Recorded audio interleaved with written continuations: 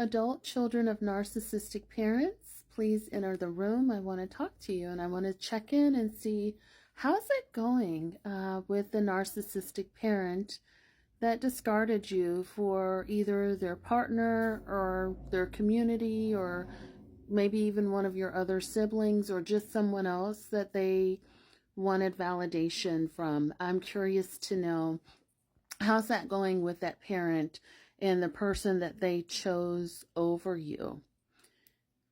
My name is Dr. Natalie Jones, and I'm a licensed psychotherapist, and I work with many adult children of narcissistic parents. One of the things that I've noticed over the years in working with children, adult children who've been discarded by their parents, is that their parents usually discard them for either a partner or a sibling or just anybody really in the community. And the people that they typically discard them for are people that just don't bring a lot to the table or leave a lot to be desired. So they may choose a romantic partner over you that's, for example, not employed or has a bad drug habit or gambling or sex addiction or something like that, just because they are simply chasing validation from a romantic partner. And so a lot of times they will simply discard their children for 10 seconds of attention from anybody.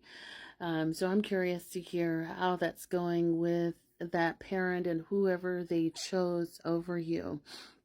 And a lot of times what I find is that when parents discard their children have to learn how to be resilient and often end up becoming successful because of their resilience in some way, shape, or form or another, because they've literally had to pick themselves up by the bootstraps and basically learn how to live life without their parent.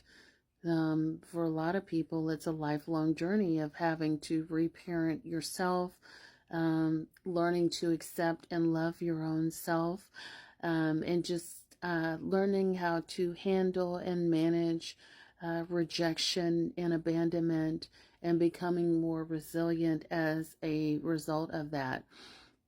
While that parent that rejected you continues to chase validation until the end of their days, and so they're constantly chasing rainbows and waterfalls and things like that, and at the end of the day, usually people who chase validation like that don't really have a large community, because one, they can't sustain those relationships, right?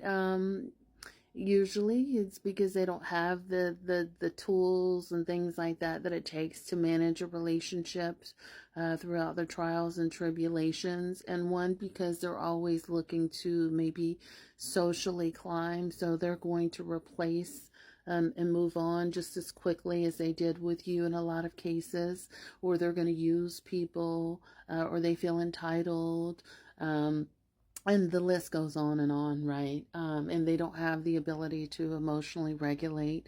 So a lot of things happen in that. But yeah, just curious. I'm curious to hear, what's happened to that parent who ended up choosing others over you, and how are you doing with all of that? And tell me about your resilience as well. I'm curious to hear.